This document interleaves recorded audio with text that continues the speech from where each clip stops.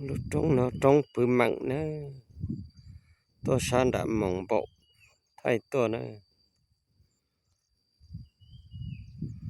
Còn nó phải đồ sáng tỏ từ trống. Bộ tỏ cậu bọc ấu nữa nữa.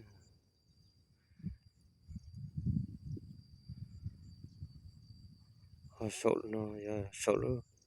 Gió phút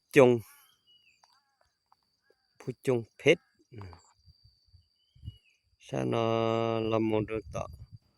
Là lúc rõ á lia. Rõ trong xong.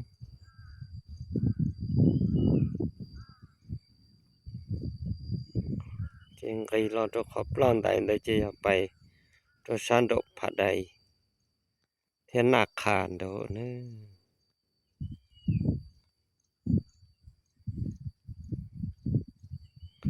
Giờ lần từ tàu nhỏ lưu bự mặn nó chế. Bỏ chế yên bao hạt để. Giờ lại nó nữa.